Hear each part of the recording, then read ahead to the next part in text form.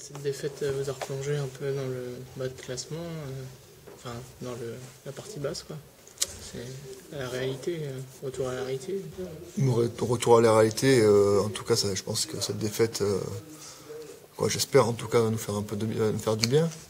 Comme je le dis, je pense qu'inconsciemment, on se croyait un peu arrivé, et puis voilà, non, ça remet un peu les choses à leur place. Après, quoi te dire sur cette défaite, qu'à part qu'on a joué sans intensité en attaque et en défense, voilà, c'est un non-match. Il n'y a rien d'autre à dire sur cette défaite.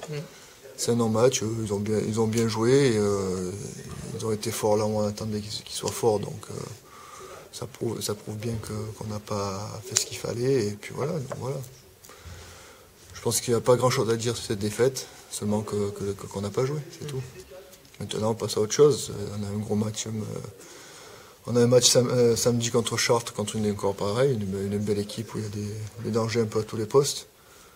Donc voilà, si les joueurs n'ont pas pris conscience qu'il fallait attaquer, jouer avec l'intensité qu'on demande et qui nous permet de gagner des matchs, ben voilà, on ne sera pas l'équipe de haut tableau qu'on veut être. À la maison, vous restez sur 3 victoires. Là, en plus, Chartres, si vous battez Chartres, vous les dépassez au classement. Ce sera difficile d'aller chercher le point à virage, mais c'est...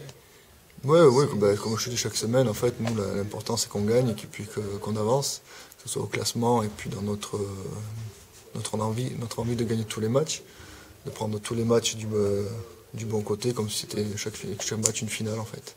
Et ça dépend de vous, quoi, c'est-à-dire... Complètement.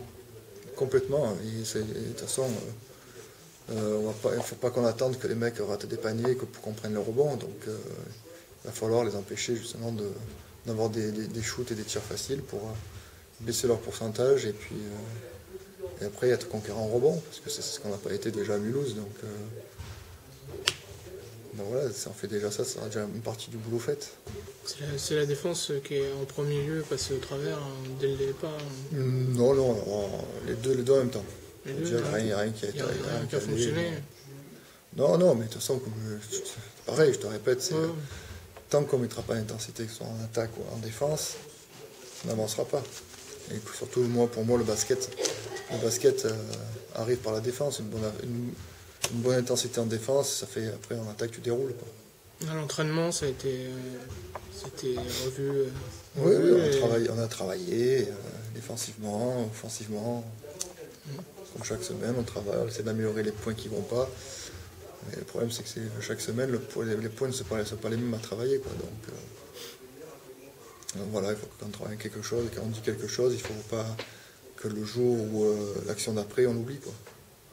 Concernant Bobrov, tu es satisfait depuis Oui, il apporte des choses, à part le dernier match où il est passé un peu à travers, où les pivots sont fait assez saqués par les arbitres. Je pense qu'il peut donner un peu plus. Mais pour l'instant, c'est bien ce qu'il fait. Ouais. Son adaptation, son intégration. Il n'y a pas de souci. Ouais. C'est bien intégré, que ce soit avec les joueurs, avec le système de jeu. Il n'y a pas de souci. Ça a été un mec qui s'adapte facilement. Un joueur qui a joué en Coupe d'Europe, petite Coupe d'Europe, tu crois qu'il est vraiment capable d'élever son niveau Oui, je pense. On l'a vu de toute façon sur certains matchs où sur peu de temps, il est capable de marquer 15 points, prendre 10 rebonds. C'est adroit. Il peut être adroit, il peut être agressif au cercle, il peut défendre, il peut driver. Maintenant, il s'est adapté. Il faut peut-être un peu de temps pour qu'il soit vraiment à l'aise dans le jeu et puis bien connaître ses coéquipiers.